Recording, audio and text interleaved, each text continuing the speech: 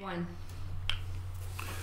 Folks, we're back, and I'm joined now by 9th Congressional District, Georgia 9th Congressional District Congressman Doug Collins. Congressman Collins, first, thank you for making time in your busy schedule again today after what took place yesterday. How are you today, sir? Technical difficulties do occur, but now we're back going at it again today.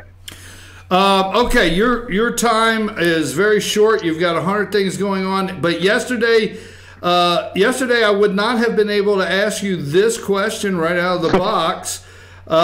Did you expect the announcement by Speaker Paul Ryan yesterday?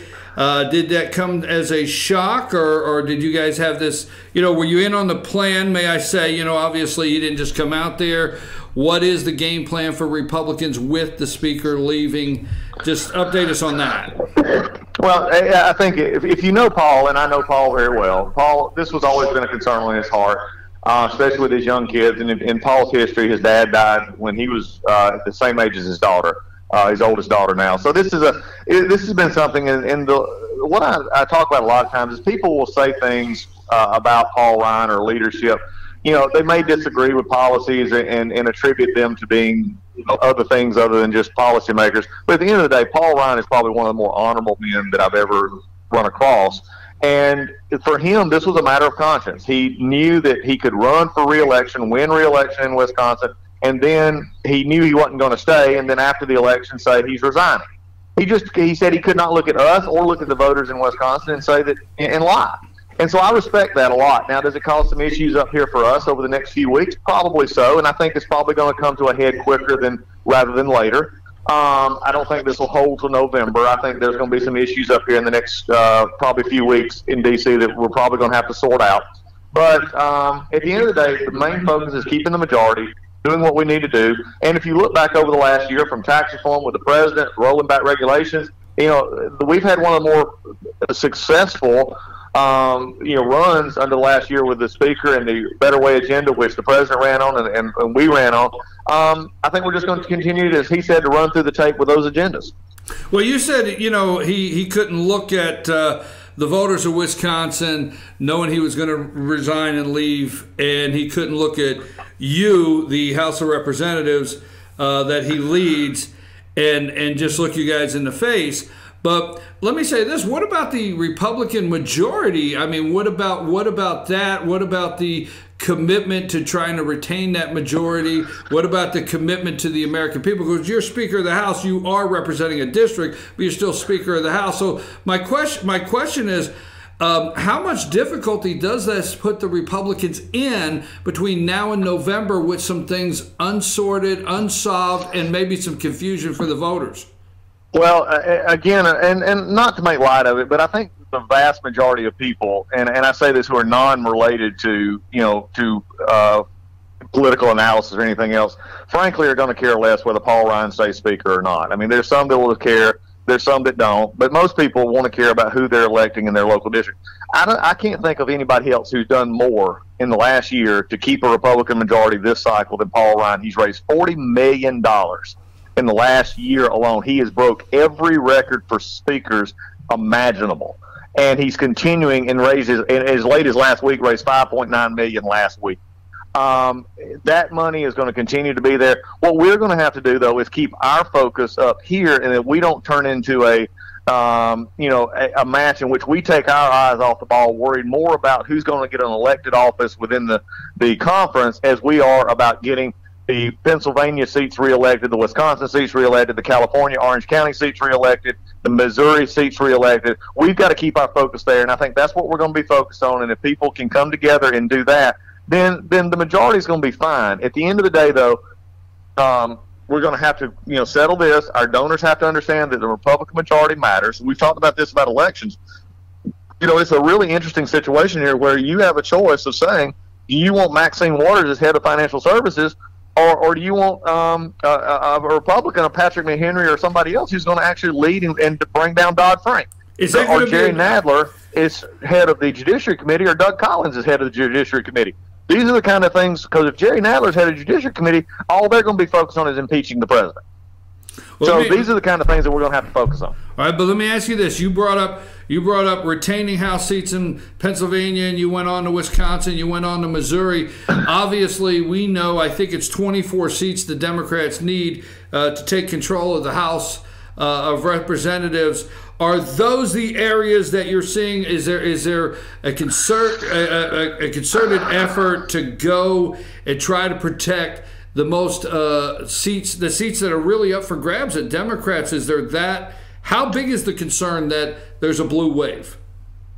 Very much so. There's a huge concern that it's building. It's not there yet. We still feel that we can keep the majority, but we're going to have to work, and Republicans are going to have to show up at the polls.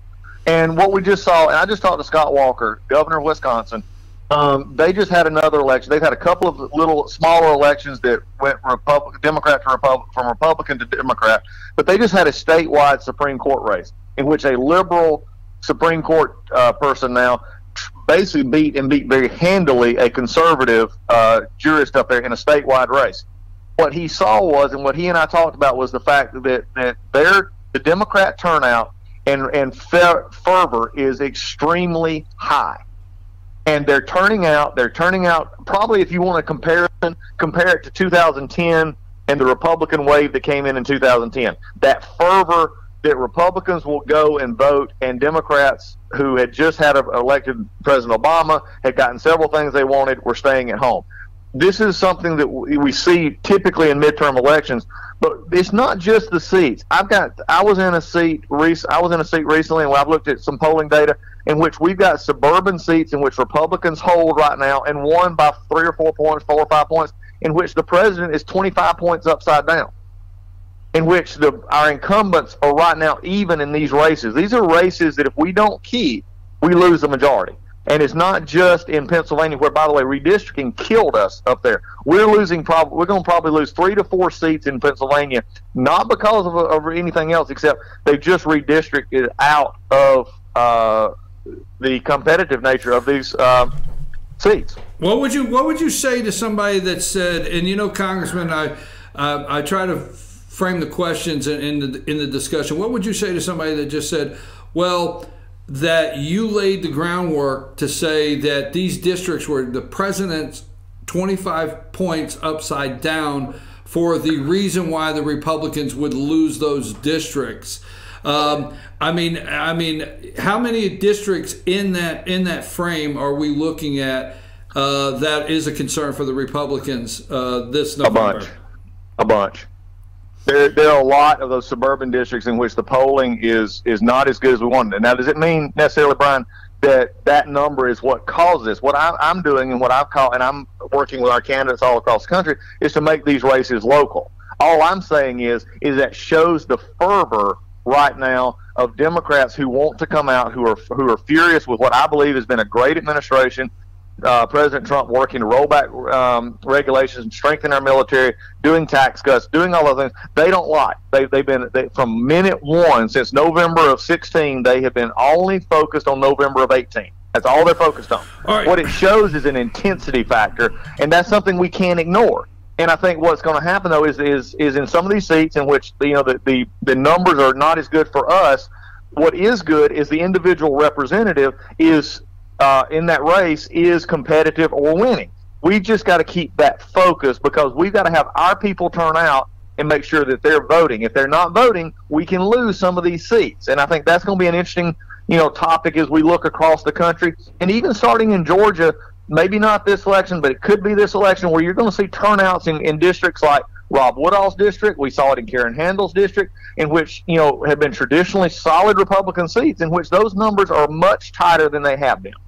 Well, I will say this, not to just get into the weeds, but not just congressional. Here in Georgia, there's a record number of Democrats on the ballots for either further down ballot elections than have been in the past. Okay, here's my one question. And there's a reason for that, Brian. And there's a reason for that. Yeah, and that is because they're concerned. They want a Democrat on the ballot every place in November, and also in the primary, because of the governor's race. Right, exactly. They want people to come out to vote for their local candidates, and vote for governor. I'm with you. There you go. Okay, why? This is the question, and let me just say this, and I'm going to just say it like this. In the voter's mind, okay, Republicans, Planned Parenthood is still funded. For the general voter's mind, still funded. Obamacare is still there. Omnibus spending bills that did not cut deficit.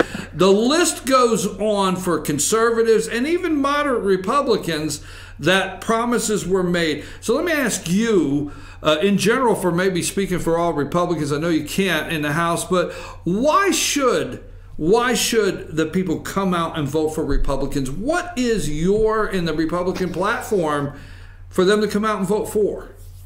Okay, well, number one, let's go back down to this. Planned Parenthood, even if it's a perception, the perception is not true. There's no money in the budget, especially that we voted for in the omnibus, that goes toward anything that Planned Parenthood gets. And in Planned Parenthood money that they do get is Medicaid money, in which they do actual medical divide. Now, we can debate that all day long, and I don't want them to have that, but it's the same money that hospitals and everything else get. That's a different issue.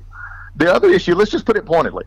If you had the Democrat control, you wouldn't have had tax cuts. If you had Democrat control, you would not have the regulations rolled back. If you didn't have if you had Democrat control, you would not have now had a military that the president promised was fully funded. If you had Democrat control, you would not have over 100 miles of actual concrete brick and mortar fence being built with $1.6 billion that is in the omnibus on the border. You would not have the regulatory rollback at EPA. You would not have Dodd-Frank being repealed. I can run a list, and we can debate the perfection or non-perfection, but when you get to, I get really passionate about this. I get really upset about Obamacare because we in the House have done it. I am tired of being blamed for the Obamacare issue in the House because the Senate is where the problem is. They killed Rand Paul, a lot of those guys over there killed John McCain, Susan Collins, Lisa Murkowski. They killed Obamacare last year. They kept Obamacare. And they kept it without, we had $800 billion in mandatory spending cuts last year that they just thumbed their nose out. So I think when you look at this, we can go to political issues. If you want more gun control, elect a Democrat. If you want a Supreme Court or justice that Trump can't get elected, then elect a Democrat. The issue is there is differences between the parties. There's things that people have promised, to say that you can do away with stuff without taking into account the 60-vote rule in the Senate. That's just not true.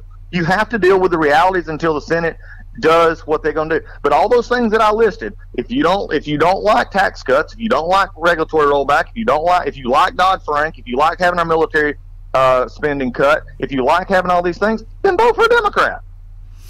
Okay, I know you got to go, so I'll ask you this one. I always ask you this, but every day there's an attack by the media, some on the other side of the media, on our president of the United States. We are now into a situation that out here, I call it out here, and you know where we are at here in LJ, Georgia. Out here, the information says, hey, there's no Russian collusion. There's no, really the Russians did not affect this last election, and we don't want to go down that road. But we're now up to a special counsel that the American people are paying the bill for that is looking for information on a porn star, and I hate to bring it up like that, a Playboy bunny, and an Access Hollywood tape. I know it's not that simple, but for us out here, is there an end in sight for this special counsel? Is there any end in sight for this, or is this just something that's going to continue day after day? And can Republicans put a stop to this? Well, I think the issue at this point, I think there should be an end to it. I'm hoping it's coming to an end fairly soon. The Inspector General report from the DOJ is coming out very soon. Again, that shows some of the issues that many of us have been talking about, the different standards that have been used over the past couple of years to investigate. And at the end of the day, the president, has been rightfully said they found nothing. Mueller has said they found, at this point in time, nothing has come out on collusion. So I think at the end of the day, it's time for either, as I've said before, it's either time to come to a conclusion that something happened or land the plane. It's one or the other. And so I think that's what our push is to get this done. But also I think at the same point in time is that what we need to be focused on right now, the president needs to be focused on, and others, is don't let the distractions of the left or distractions of investigations take us away from what we're positively doing. And I think that's the voter message that we've got to carry out. That's the message that Americans need to carry out, is these distractions that the left are going to throw out at us. Fine, let's focus on the things that matter. Tax cuts, job creation, regulatory rollback, having our military as strong as it's ever been, and also looking at the fact that we're now actually negotiating with North Korea. Who would have thought that a year and a half ago? When we're actually in Syria, when ISIS is gone, when we're actually showing Putin for what Putin is, and that is a Cold War thug who is supporting a rogue regime. So these are the kind of things, Brian, it's easy to concentrate on the negatives, but what we as Republicans, and we've always been this party since Ronald Reagan, we are the happy warriors. We have got to be out there selling the message that these things are happening. These things are moving forward. We may not get 100 yards at a time, but we got 90 yards at a time. We got to celebrate. We've got to take actually a playbook from the Democrats in that regard. We've got to be willing to accept 80%, just like Ronald Reagan was, and say, we'll come back and get the 20% later. But if we keep focusing on the negatives, then the voter turnout will be suppressed, people won't come to vote, and we will lose seats, and they will be seeing a picture that nobody wants to see, and that's a gavel in the hand of Nancy Pelosi. And if we keep it up, that's what's going to happen.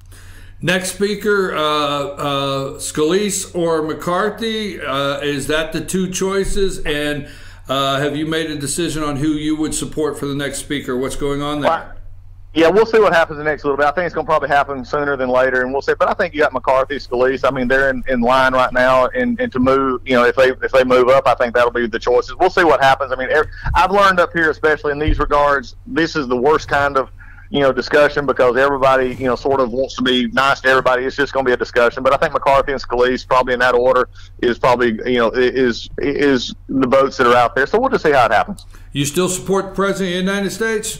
I have every time I'm on the TV and everywhere else. In fact, we're working together to actually, here's the deal, I'm supporting him to actually move his agenda, actually to move his prison reform agenda, and to move his tax reform agenda, to move these agendas. That's what we've been working on. I talk with the White House most every, our office talks with him most every day. Okay, well, if you talk to him every day, could you tell him to retweet something from me? I'm sorry. I just say there's a guy. Just say I know a guy. Could you just hit retweet or something? All right, Congressman, thank you so much. Thank you so much for coming on today. And and that's the question we're asking: is why? What is the platform? What to bring Republicans out? And I do think there's a lot. I kind of leave. You know me well enough. I leave it open for you to say what you need to say. But I want to say to our audience, I agree with you. I've been told we got to go. I agree with you when you start looking at the EPA cuts, Dodd-Frank, and what's going on with the engine of this economy. Have a great day. I'm getting the hook, and I know you are too. I know you're busy. Thank you, Congressman. Appreciate it. Take care. Bye. Folks, that was Congressman Doug Collins. I got the hook. I want to, on the air, if you're still listening, I want to apologize to his staff. They always give me hard times, right, Amanda? And I apologize to you, the staff up there. I know you got to go from one thing to the next. So I thank you very much for rescheduling there, Congressman Collins' office. I'm going to take a brief break, and we're going to come back, break down a little bit of what the Congressman said. If you would like to, when we return, make some comments concerning what our interview with Congressman Doug Collins this morning. 706-889-9700, 706-889-9700, and we'll be back right after these messages.